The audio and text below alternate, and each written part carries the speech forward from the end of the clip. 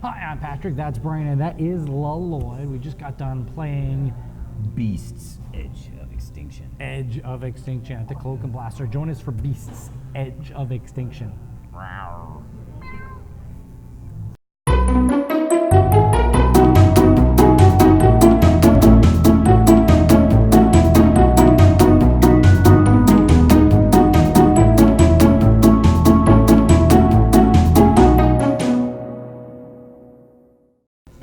Brian Fiore, tell us all about Beasts, Edge of Extinction. Sure. Beasts, Edge of Extinction is a 2 to 6 player game in which each of the players are assuming the role of a beast that's on the edge of extinction, such as the Titan Boa. What is yours called? The Saber-tooth. I had the dire wolf. And the dire wolf, and there's a few others. All of them have a variable player power as well, which can be used once during the game. Each player starts with 20 life, right? And basically, it's whoever wins the game is the last player standing. During your turn, there are event cards, which you turn one of them up, and they could be like roll the dice, like what was one of them, like alien abduction or something like that. And you would take 2 damage, you get 2 resource cards, and then I think you lost all your other resource cards. Some of them are like you get attacked by a T-Rex. Whoever has the lowest dice roll gets, bully attacked or whatever. So there's one event card that takes place each round, and then it goes round robin. So the first player will spend any number of his action points. There are 2 action points that each person gets during their turn. You can spend those action points to essentially scavenge, which is drawing a resource card. You can spend them to eat any meat that you have, or I think even dodos. I think you can eat most of the dodos. You can eat any number of the meat in the dodos for the 1 action point. You can attack another player. You can only make 1 attack during your turn, and it does cost you 1 action point.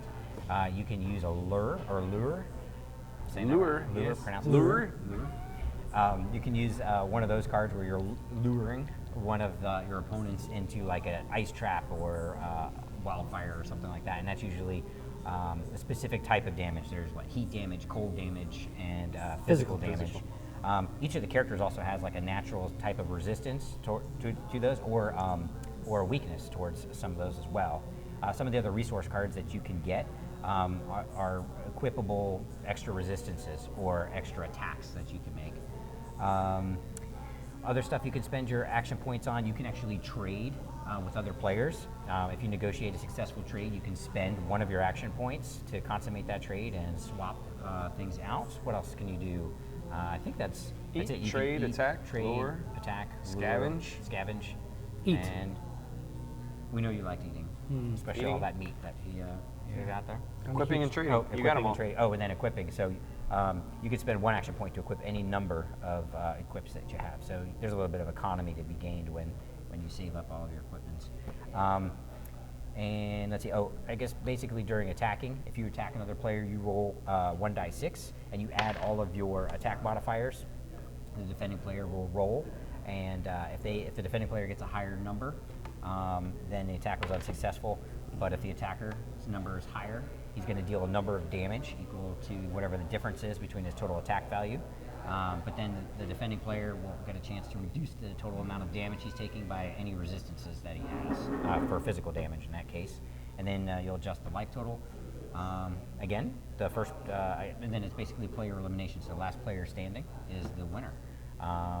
That is Beasts, Edge of Extinction. Patrick, what would you say is your favorite thing about Beasts? I like the fact that it's a really simple game. It doesn't really sound that way from the way you're describing it, but once you play 1 round of the game, you're definitely done. You know exactly how the game plays. There's not a whole lot of really weird stuff to expect. The event cards kind of throw a niche in there. It's going to change things up a little bit, but from the second round of play, you know exactly what you're doing, you know exactly where you're headed. Mm-hmm. That's what I like the most. Brian, what do you like the most? What I like about it is there's some of that take that element in the game, and but also combine that with, there was a lot of diplomacy actually taking place here, where Lloyd and I were like ganging up on you a lot, but in order to bring your life into check with ours, since we were suffering. Lloyd, if you had to pick one thing you like the most? Typically, I like variable player powers. However, I like the events in here because the events they're pretty different. and that actually ended the game, and I thought that was kind of nifty. There's You also- didn't get the glory of killing me. I died to some ice storm. I only had the glory of survival. There also was an event that all of us were rolling together in a co-op mode almost. Yeah. It was kind of interesting too. It's neat that we're all opponents, but we're still there was a moment you're hoping for the other player to do Band well. together as survivors.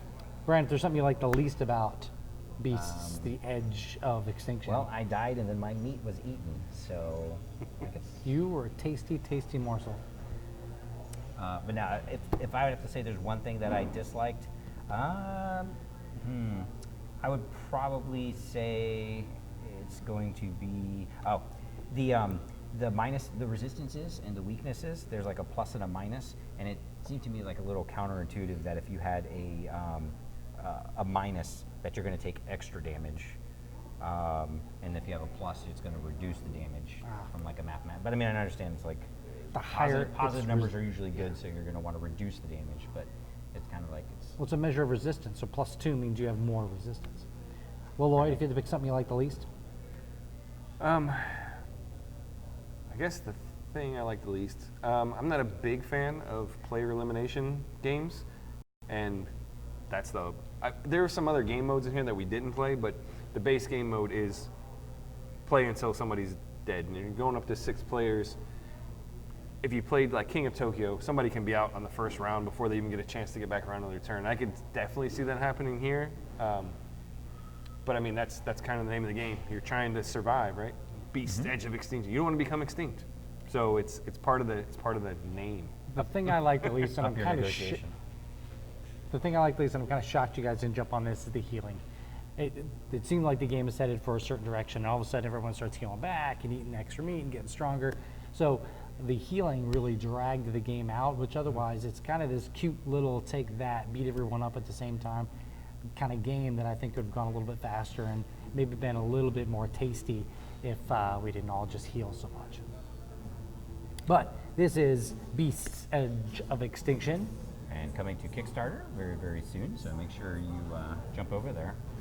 I'm Patrick, that's Brian, that is Lloyd. We are at the Cloak and Blaster. Thank you very, very much for watching. Brian, eat his meat. Grr. Grr.